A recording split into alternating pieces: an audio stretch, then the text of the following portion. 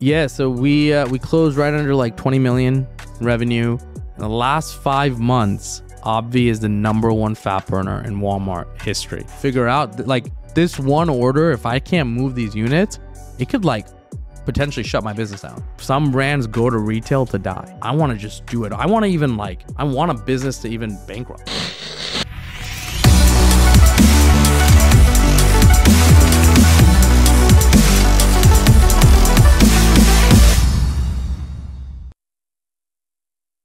Welcome to episode 69 the best of New episode. Money Talks. Oh, man. Yeah. We left 69 for Mr. Ron Shah right here. We told Andrew he was going to get 69. Yeah, screw you, Andrew. Sorry, Andrew. You guys came all the way to Kearney. Yeah, we're in the episode shipyards over here of coffee and over cardio and Obvi. Yes. You guys can't see on the table. We got a lot of good stuff on the table. If you guys don't know who Ron is, we have another episode with him, so you can he talks 21. about his backstory, all that fun stuff. We'll link it in the description, but we're going to get into some of the stuff we didn't talk about in that last episode. A lot of the new stuff, honestly, because you've been rocking and rolling the last year in a sense. You guys got into Walmart, which is huge. Obvi's killing it, probably Walmart, more than likely. Yeah, I think it'd be good to, we can jump into like what's good, what's bad, what's ugly, right? Yeah. Because I want to highlight a few things. So, like, Obvi's in Walmart. You guys bought a brand, which is coffee over cardio. Correct. Kind of crazy. Sick brand.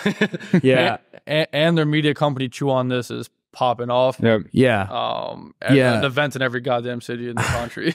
Yeah, no, we've been, I think we've been really enjoying the fruits of building in public. Which is what we started Obvi with, right? From day one, we shared everything on Twitter and LinkedIn.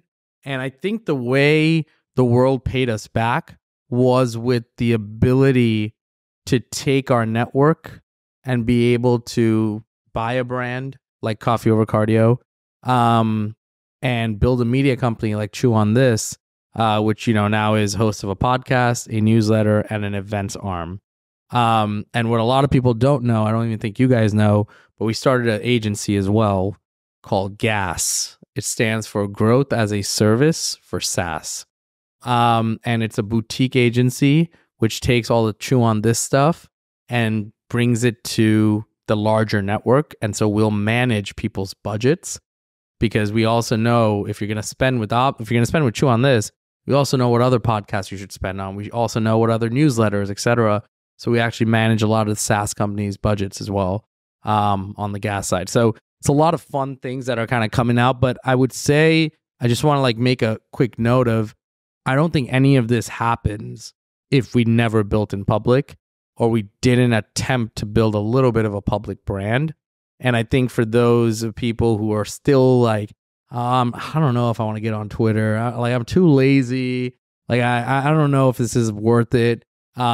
I would say 9 times out of 10, I've seen it be worth it for a lot of people. I mean, look at you guys too, right? You guys jumped on this wave, and I remember episode 21, you're like, should we sponsor? Should we? Now it's now you have a wait list, right? It's I think it's really important to pick a route of what you want to do. Just don't be stuck in the middle, right? And I think because we were extremists around, we're going to tell everyone about everything we do, I think we were able to take an advantage of even how we got into Walmart, right? And being there for Obvi. A lot of it was because we had that public presence. So, I can jump into start with Walmart. I'm really curious. I'm before Walmart. I'm curious because you said there was a lot more pros than cons about building in public, but it also opens up a can of worms or backlash of people that are maybe talking down on you, or that dislike maybe the advice you're giving out, or whatever it is. Talk to us about any of those experiences that you might have had. You don't have to name names or anything like that, but what are some of the negatives that maybe opened up, or the things that it maybe veered your attention away from that could have been bigger right now if you were to double down on maybe one thing? Yeah, that's a great question. I think the positives, right, if you had to quickly just label it for building in public, is growth, right? You get growth in following, you get growth in learnings, because when you share, you open it up for comments.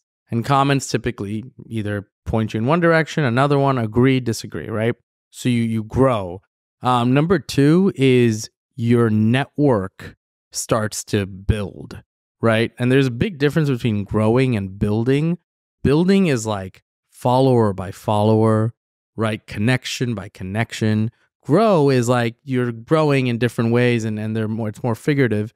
And then, so that's number two. And then number three is there is this like fiscal upside, right? There's this like monetary upside that you don't really understand until you get into the game, right? And so you study the game, you learn the game, and then you're like, all right, I'm going to enter the arena, right? And that's kind of like what we're all doing, which is I'm going to start a podcast, right? Before that, you may be consuming it.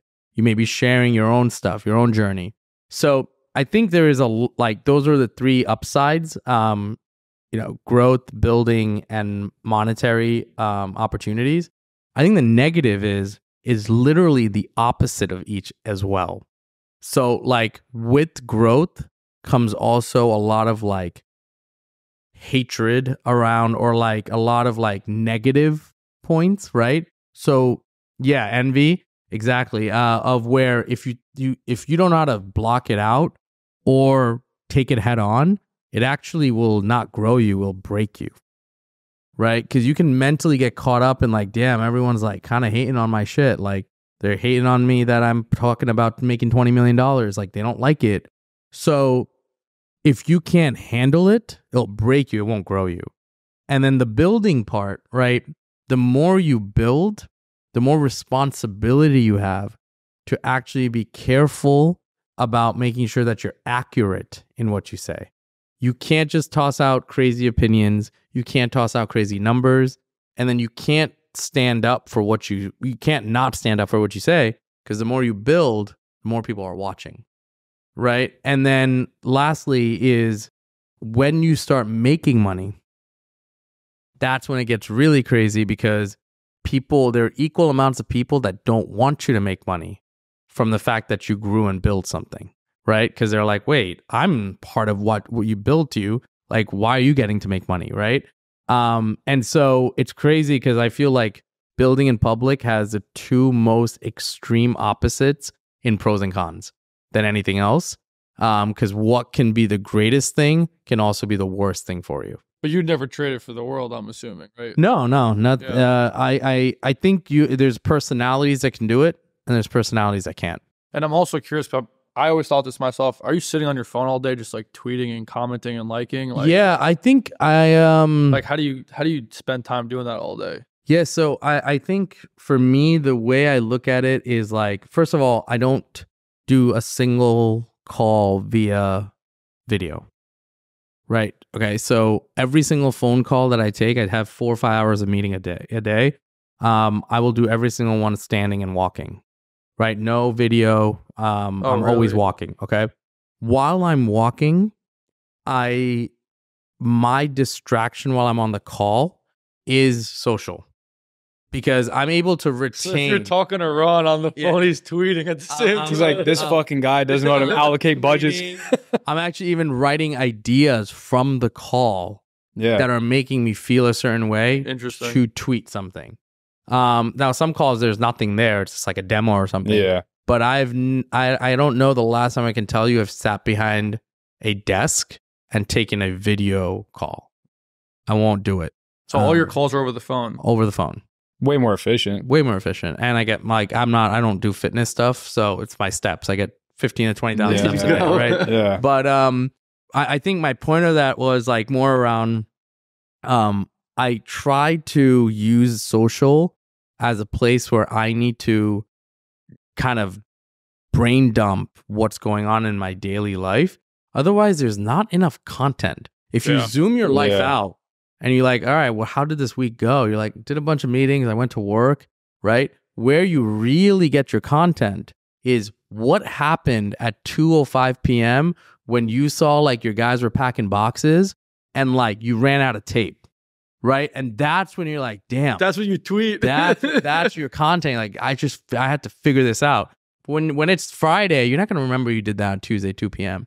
So you have to be not on your phone, but you need to be able to collect what is affecting your life. 100%.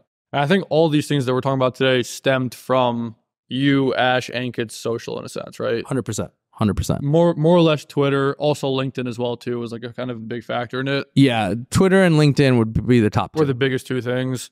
And then obviously you guys built this media company arm, an agency as well. But Obvi, I think, was the reason that a lot of this happened. Yeah. Right. Like Obvi's like the poster child of like everything that was created. It gives you the authority Gives to you the have authority. people listen to him. Like no one cares about Ron if Obvi didn't exist. I think No. it's very obvious. You know? Yeah, 100%. You don't have authority you have no trust, right? If you don't have something where people want to know that you stepped in the fire first, right? Because then they'll come. If you stepped in the fire and you say, hey, it's not that hot, right? Come, this is actually feels good. They'll come because you did it first. But nobody will go and listen to someone that says, hey, go step in this fire. I don't think it's that Looks hot. warm. Looks warm. Yeah. No one's going to follow that, right? So you have to build that. For and sure. I think our brands it's why we even bought Coffee Over Cardio, is to actually build more authority. Because what we want to show is like, we didn't just have a fluke with Obvi. We could do it again. Yeah. And then we'll do it again. Well, I again. want to talk about Obvi too, though. So like over the last year, what has happened with Obvi? Like what did growth look like? What did the business look like and stuff like that? Yeah, so we closed right under like 20 million in revenue. Congratulations, it's huge. Thank you. It was a good year. The challenging part was that we found out that we're launching into Walmart nationwide. We found that out when December when I went to Bentonville. And when we launched, we found out that December 2022. Yeah. Oh, yeah. Right. Yeah. And then 2023, June, we found out that it's going to be nationwide, which was bittersweet because a brand like ours that's never done retail, we're 100% D2C. It is a very daunting task to be told you're going to be nationwide. It's incredible. No other brand in our category besides Vital Proteins has ever gone nationwide on a launch. Okay. So we're like number 2 in their history. The problem is you have zero chance to learn. You have to win, right? Think about it. Every product you put in there, every store, you have to win. You have to sell. Everything has to sell. Yeah. So right out of the gate, not only are you doing something that you've never done, you now have to kill it. You have to become the master of it, right? So June, we found our store count. August, we went into live in stores, 2023. And in September, we were officially in every store. And in those first 4 months, I think we did about $1 million in sales at Walmart alone. It was really good. However, the tough part was 2 things. One, it definitely affected our online sales. Walmart has this thing called EDLP. It stands for everyday lowest price. Oh, okay. So with Walmart, the only way you get in there is you have to give them the lowest price the product is anywhere, lower than your website. You have to be like considerably lower, okay? So our collagenic burn, our fat burner that we have, this little pink tub, we sell online for $34.99 on our website and Amazon. Walmart said we won't take it unless it's $19.99. Jeez. Right? That's crazy. So they right? came after you. Yeah, so we're Damn. like, and we're like, damn. That's like your best seller. It's our best seller. It's number 5 on Amazon for fat. If you look up fat burner, it's number 5. Wow. I got you there with the well. That's a big clip and a half. You guys are synced up today, huh? Yeah. So number 5 on Amazon, and we're like, damn, this is like tough, man. Like, why are you making us do this? And then you realize it's Walmart, so you have to do it. So one thing we realized right out of the gate is it affected our online sales. We're driving ads to the burn. The first thing you're going to do is go search and Google it.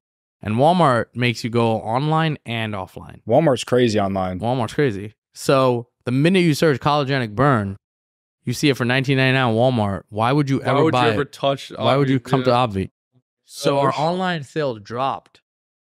Luckily, Walmart picked it up. So that was the same story for our collagen. Our collagen powder, which we sell for $40. Walmart said we want it for $19.98. So 50% They split off. you in half. Half. And there's no way you can compete with that, right? So what? You're at the table in like Bentonville, Arkansas. Oh no, they do all this off. They do this all over email. After what they do is they first tell you got a meeting. So you go to Bentonville, wet in December. They then tell you in February that you got in. You're getting into Walmart. You got placement. Then, so now you're excited. Then they tell you in June your store count. So then you find out 4,200 stores nationwide, right? So now they've got you fully emotionally attached to this. You start telling your friends, family, you start for raising the money, capital, right? Yeah. You're like, I'm flying. Then they hit you with July, August. They hit you with, by the way, let's negotiate price. Did you know this was coming? No, I had no idea. So like none of your friends in the industry were like, yeah, they're gonna do this to you type of thing. It wasn't that they didn't. I think they did tell me. I talked to Sam, Good Wipes. I even talked to Dude Wipes. I talked to like Curie Body. I talked to a bunch of people. I think they told me, they're like, dude, watch out for price. I'm like, oh, price? Like, yeah. I'm like, we have margin. Like, we're supplements. We got margin. $4. Like, we're good. So I don't think I cared. And then they come with you and they're like, this is all we are going to take. That's when you're like, damn, I got no negotiation room here. So we launched. What sucked sucks right now too, is our collagen. We have a flavored collagen, right? Fruity cereal and cocoa cereal. Our collagen isn't selling as well because if you think about what people buy when they come to the collagen aisle, is they buy the unflavored, right? You got the fruity pebbles. And we got the fruity and cocoa, which Fruity is Loops. obviously sounds really good. But if you're taking unflavored, you're not going to be one day walking through Walmart and be like, you know what? Screw the unflavored. I'm going to fruity cereal. Like it is literally asking someone to go become the opposite spectrum. Yeah. Okay? So when we realized like, damn, we should have had one flavor be unflavored and another one be flavored. So there would be an easier entry point to the brand. Obviously good learning lesson. So our collagen's not selling that well. It's probably selling in like the bottom 5 collagens in Walmart. But then the flip story is our burn sits next to Hydroxycut. Hydroxycut for the last 10 and a half years, last decade, the number one fat burner in Walmart. Okay. In the last 5 months, Obvi is the number one fat burner in Walmart history. Damn. Like we are not only beating them by a little. There's this metric called units per store per week. How many units do you sell in store per week? Okay. Hydroxycut sells about a half a unit. Okay.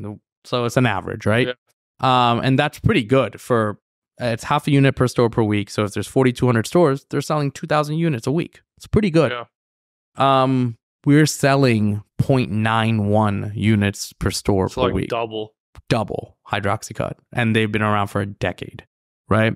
So Walmart's like all over this, right? And it's incredible. But it's like this really weird story because half your SKUs are performing really poorly and a number one is making history. So when you leverage it out, we're kind of like, all right, we're doing all right. We're in Walmart. We're in Walmart. Yeah, we're not like, soaring through all our SKUs. Then you add in the fact that it affected our online sales and you're kind of just doing all right here. So overall, like we had a rougher year, right? Because we couldn't grow. We couldn't figure out how to figure out this omni-channel thing. And we're still haven't figured it out. We've only been there 4 months. Yeah. So that's the story of Walmart. It's not like all beautiful and I'm sunshine. happy that you're honest about this too. Yeah. Like we went to Walmart, it's killer. Yeah, it's killer up until you get in there. That's why they say it's a quarter of the battle is getting in, 3/4 of the battle is staying in. Seriously. Yeah. So if you were to go back in time, would you have done it again? I would have done it again, but I definitely would have changed the flavors. The flavors. Yeah, I would have done cocoa cereal plus an unflavored. Can you go back and change these things now or no? You can. So we just went again this December to Bentonville because they review your line. That's when they told us like, hey guys, most likely we're going to have to kick your collagens out. However, we'd like more burn products. So we created a burn elite, which is in this black box. And then we created a burn PM, which you can lose weight overnight.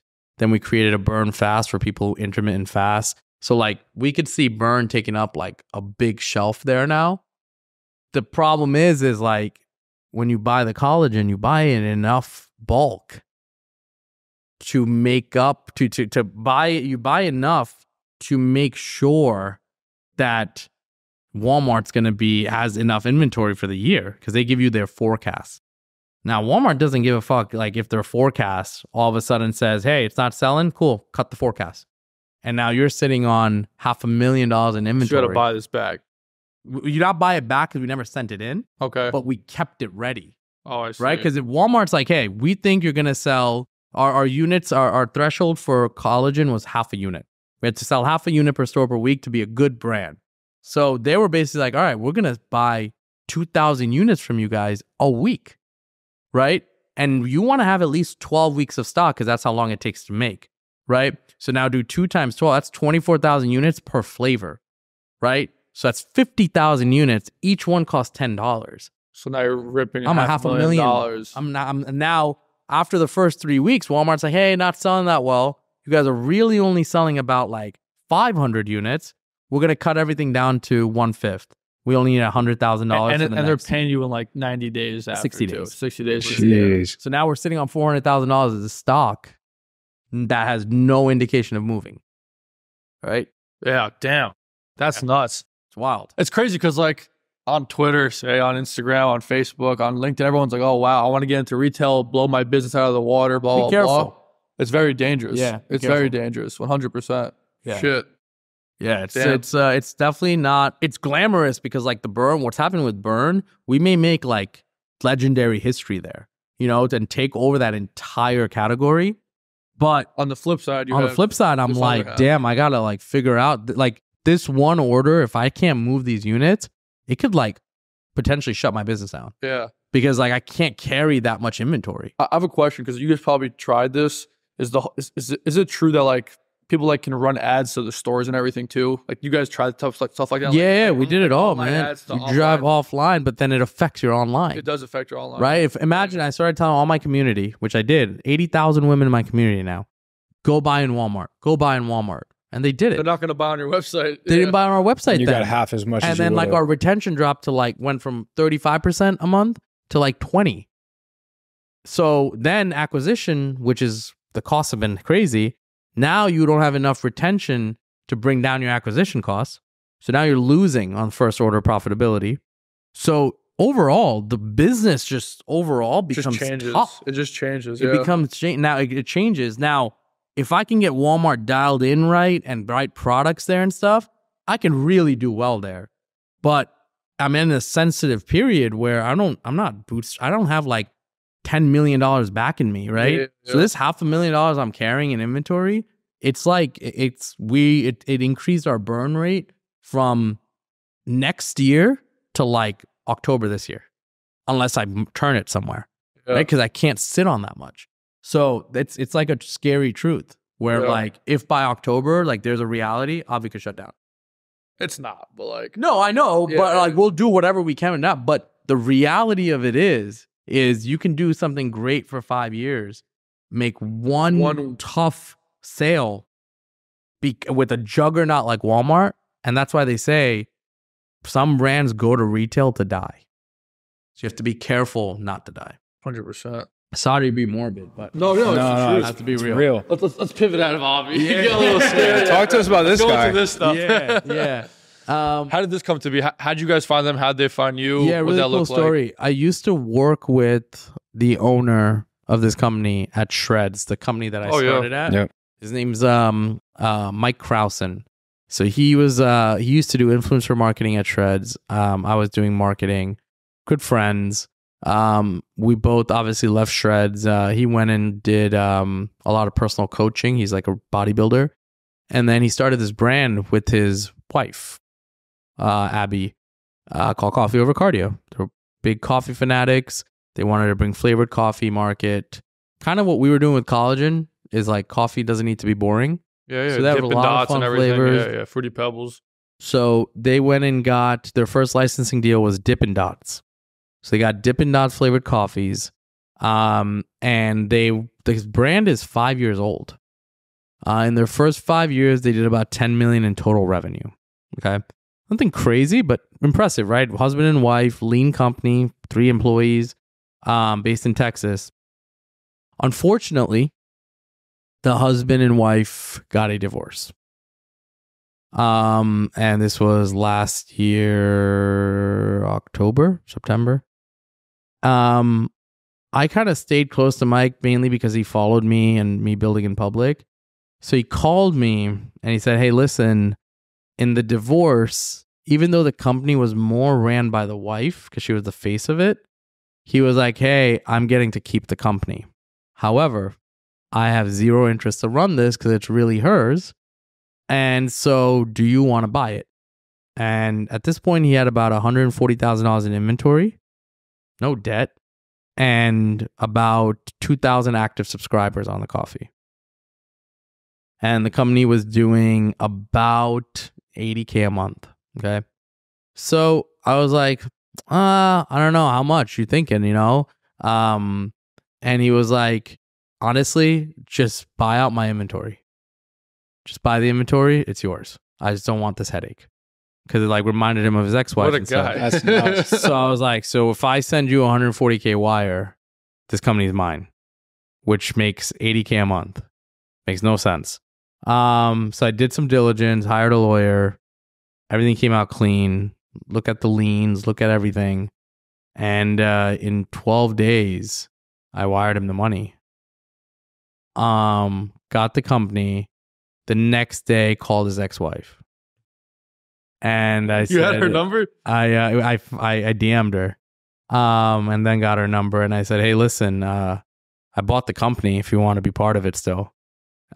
Week later, she agreed. So now she's the face again.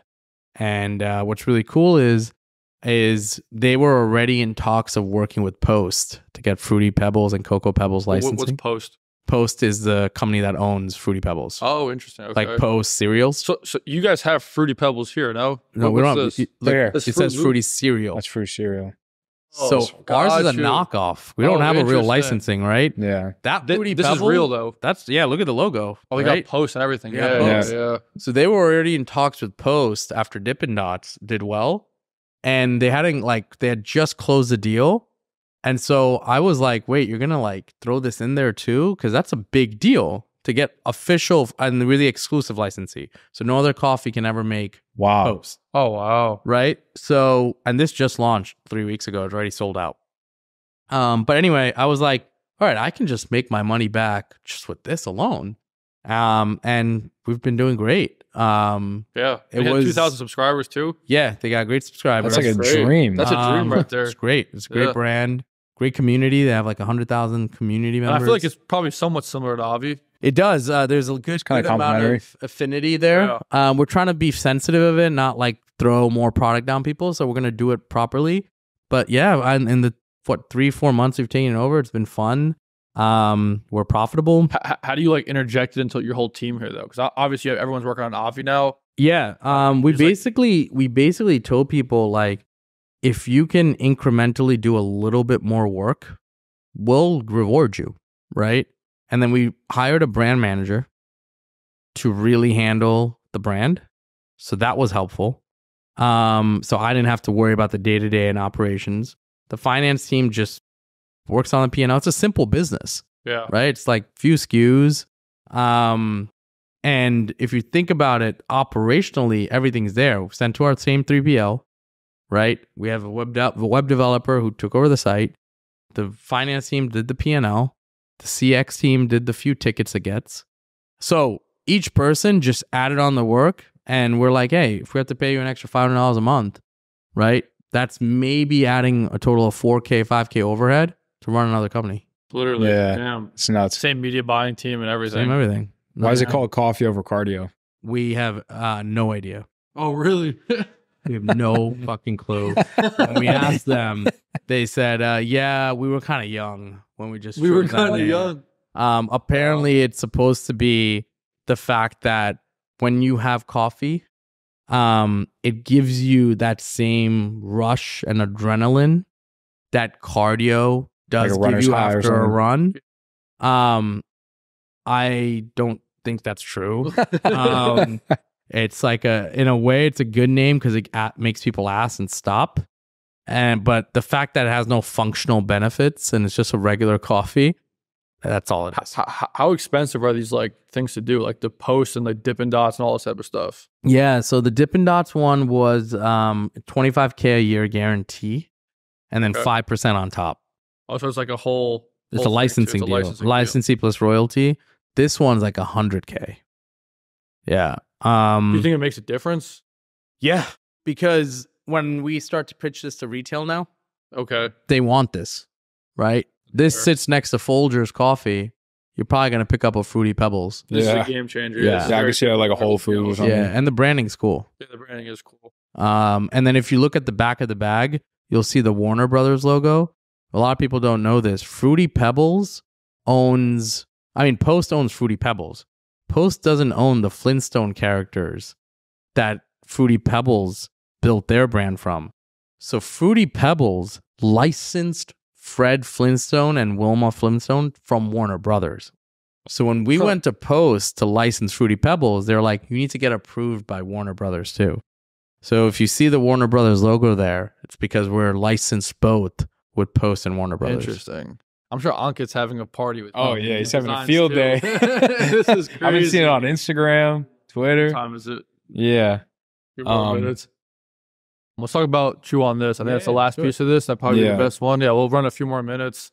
Talk about Chew on This. I know it's blowing up. You guys have 52 events this year? Yeah, a lot of events. I think the way Chew on This, it's interesting is right now, us as like founders or builders of our own brands, if you think about where we go to consume, learn, interact, okay?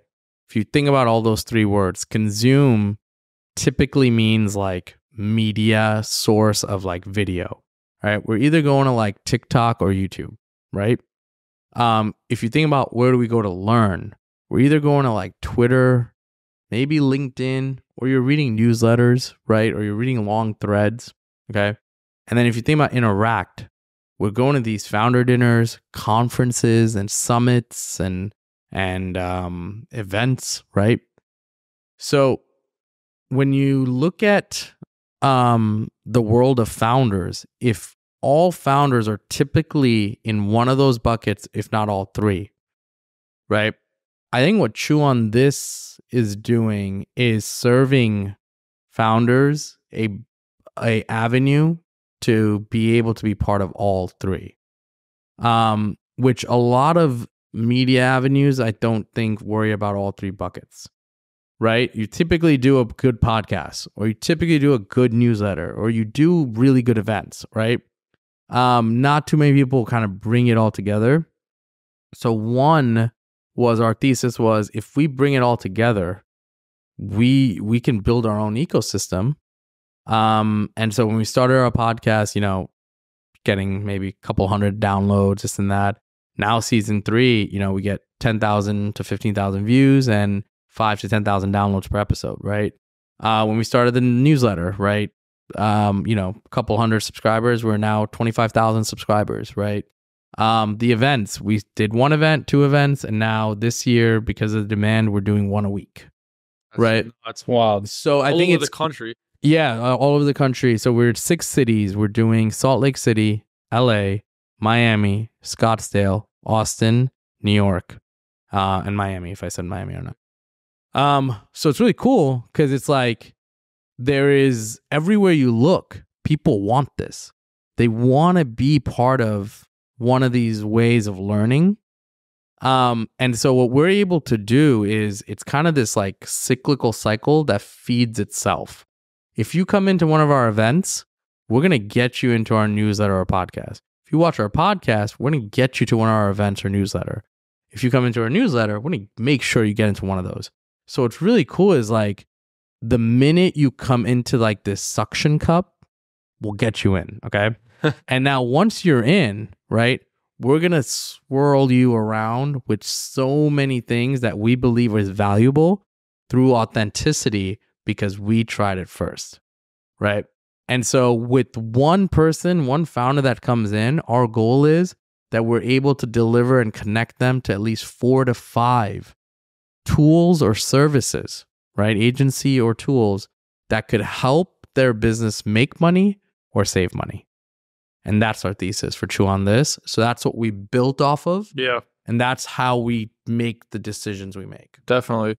I'm curious, how did you pick these locations in the country? Because you started in New York, obviously. Yeah, I started in New York. Yeah. And now you traveling to all these places every single week. So it's interesting.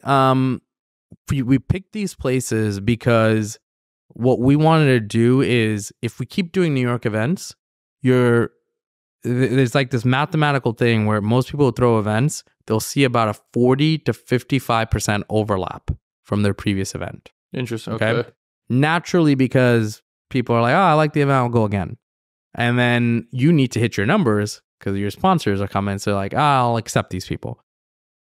So for us, what we wanted to do was we never wanted to throw back-to-back events in the same city. So next thing we did was we polled our subscribers. We said, where are you guys? And those were the top 6 cities. So he said, we're not going to reinvent the wheel and figure out cities. Let's just see where our easiest target demo is, right? And start there. So that's how we picked those. And by subscribers, you mean, are you talking like an aggregate of newsletter, video, social, just like everything? Or we actually just did subscriber survey.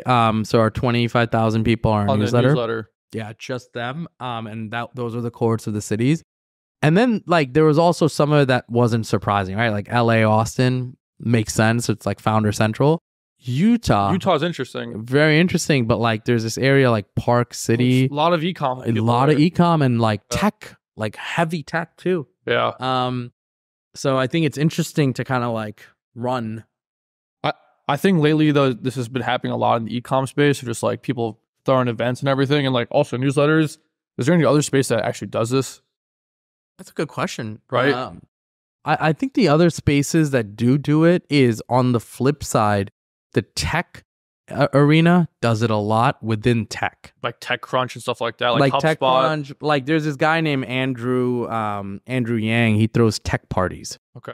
All right, so he'll get like Google, the sponsor, and it'll just be a bunch of like software engineers and this and that. Throws them in New York. They're crazy. They're crazy events. Like 500 people. And so I think it happens, but I don't think it happens at the scale of what we're doing. And right now, what's interesting is I talk to a lot of SaaS companies.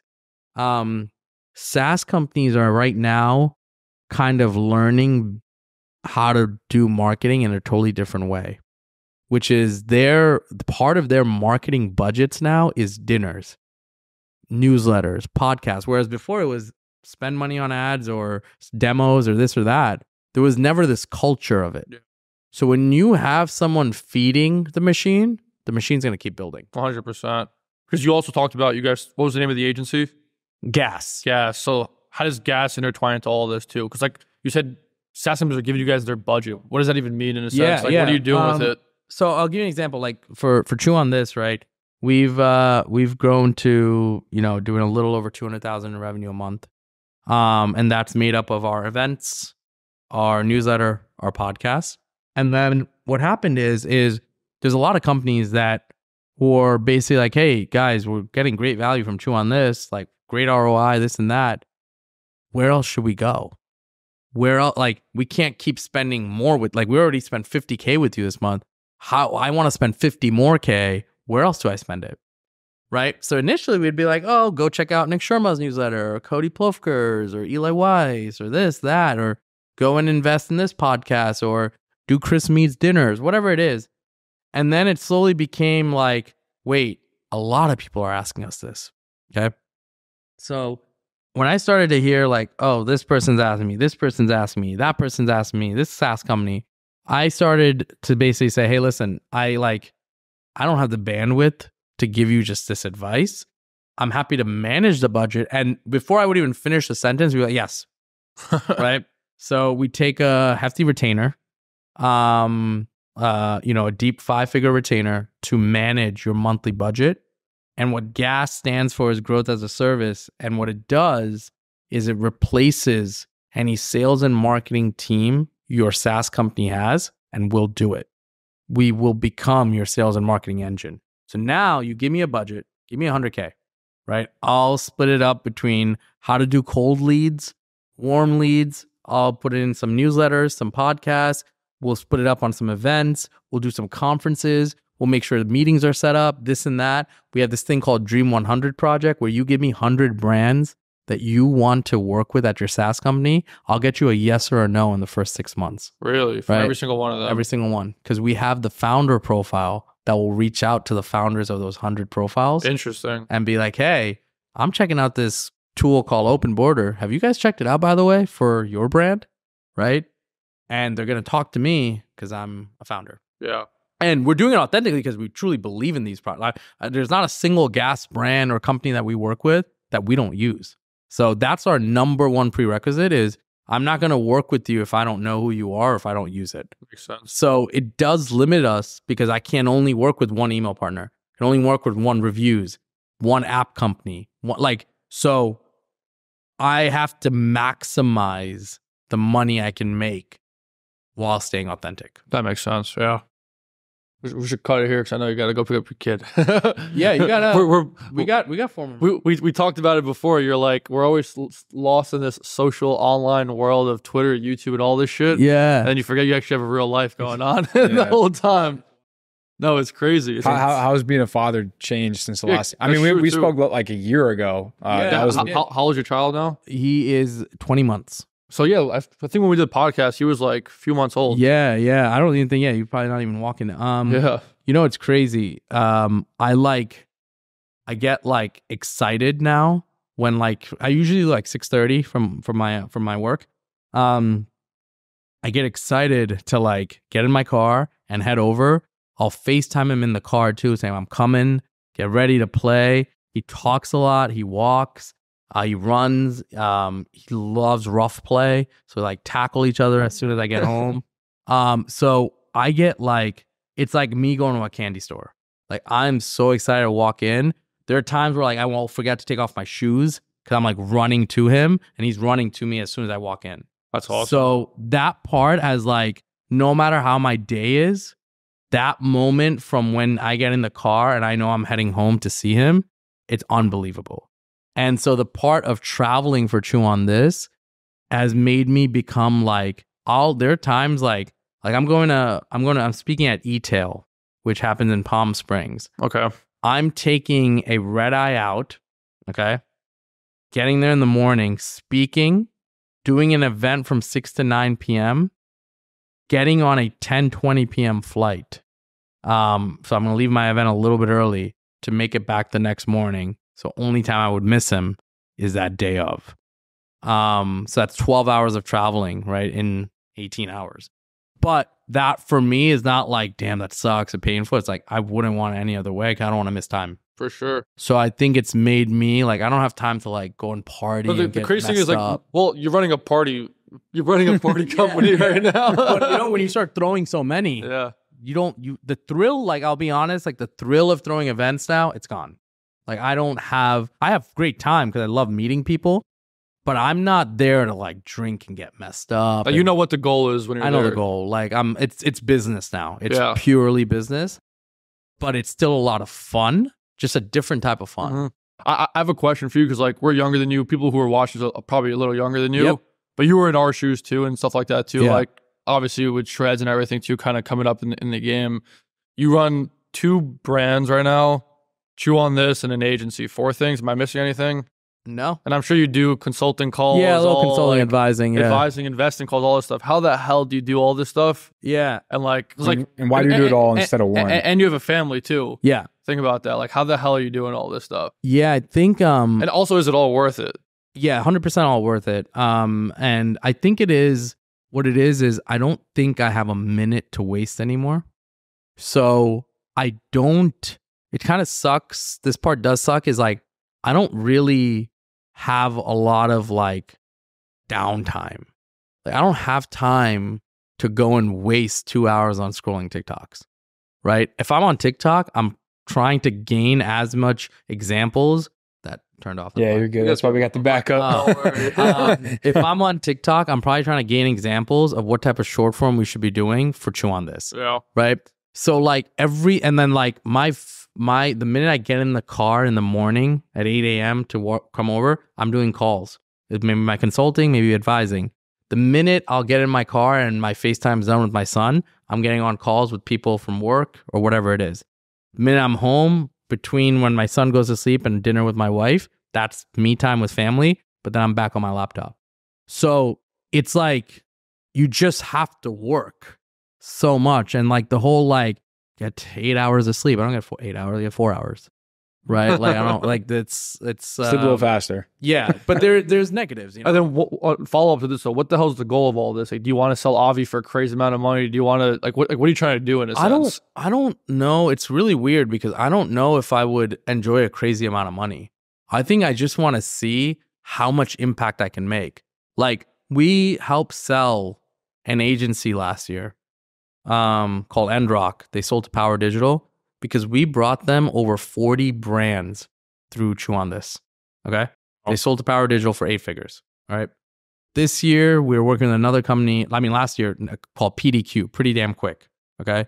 They're a checkout. That's Obvi, right? That's the founder's name, Obvi. Exactly. Yeah. He's raising a Series A because of how much growth we brought them last year. Right. So for me, I'm like trying to get as many like little chips and just being like, all right, that's kind of cool. Just did that. Just did this. Like, I want to see how much impact I could make because I believe if you're doing things that we're all doing, we're going to make the money. Now, how much you need, whether it's 100, 10 million, 5 million, I think it's arbitrary. You're going to get to do what you want to do, right? But how much you get done in the motion of making that money, I think is what really matters. I like that. You know, and like, I want to do so much in my motion to make money. I'm not worried about making it. I want to just do it. I want to even I want a business to even bankrupt. I want to fail something really hard and see what happens. I want to go through so many experiences and then I'll make the money. Like, yeah, I have a good lifestyle. I enjoy, I have a good home, this and that. So I'm happy, but not in this rush to collect this big bank account because I'm grinding right now. I don't have time to spend it. Yeah. You know? So I would say if you're young, like if you have the right philosophy of work, money will follow. You will make money. We're in a golden era right now to make money. And it'll be like this for the next 50 to 100 years. So don't chase it. But if you can pick up like every badge of honor, right? I want to be badged up. Like I want my jacket. Supposed to be a Boy Scout. Yeah. I want every single Eagle badge Scout, out 100%. there. So that when you ask me about something, I could talk to you about anything. Talk to me about anything in business. You want to talk about SaaS? You want to talk about ecom? You want to talk about agency? I can talk about anything 100%. and probably know it better than you. Sure. That's more important than me than having $100 million in the bank account. That's a good way to end this bad boy. Yeah. Well, what do you want to shout out on this one? Got a lot of shit to shout out on this one. I think shout out Chew on This, man. It's been giving us good life. It's been a lot of fun. Come out to some of the events. Yeah, 100%. Everything will be in the bottom description for sure. We'll put the pod, newsletter, everything. All the events. Check out the pod. Check out the ecosystem we're building. That's all. And if you don't be part of ours, be part of something, right? I think shout out to like other people who are building communities, whether it's through a podcast, a newsletter, whatever you're building, you're actually giving back more than you realize, right? There are people who watch your shit, consume. Like people who are consuming your stuff to make decisions. It's like the biggest impact you can make. All right, so we're talking a relatively tight time window, but a year from now, when we do our 2-year New Money Talks podcast anniversary, where do you want to be? Oh, I like that. I think I want to sell coffee by then. See how quick I can flip a business. I've never done that. We're trying to sell this one. Yeah, oh, I think okay. I want to sell something. I need like an exit. You know, 100%. Yeah. All the chips I want to pick up. I want to be able to get Chew on This to $5 million ARR. So double the ARR from today. And then I think I want to see Obvi open nationwide in more retail chains like Target, Sam's Club, Costco, etc. And we can only do that if Walmart proved successful. So it's kind of alluding to that. For sure. Probably will happen. Oh, also, Let's see. Market. We'll market. It'll be like episode 110 If it or doesn't something happen, like we're that. still gonna learn. Something will happen for sure. You're either going to earn a shit ton or you're going to learn a shit ton. Exactly. I love that. That's a good way to end it. We appreciate you coming on. And anyways, on our end, make sure you like, comment, subscribe. Yep. Shout out to all the amazing sponsors. Yeah. If you haven't seen the truck on there, shout out Joe Armenio. He's probably gonna clip this part. He's definitely going to clip that part. Story. He was going to throw up on his story. Alternative form of advertising. Yeah. If you haven't already, check out Obvi. Check out Coffee Over Cardio. Chew on this. It's honestly, like you said, it's a community. So like, we appreciate you. We growing all we all started at the same time with the community. So like. So remember the Parker event, man. Exactly, the Parker event. Yeah, I remember that. Yeah. Damn, that was a while ago. Yeah. Jeez. Crazy. Damn, you got me going on. Yeah. Shout out Parker. You see, Parker and all you guys. Yeah. Anyways, guys, see you guys on the next one. Yeah, we'll see you in the next one. Thank you for having me, Peace. guys.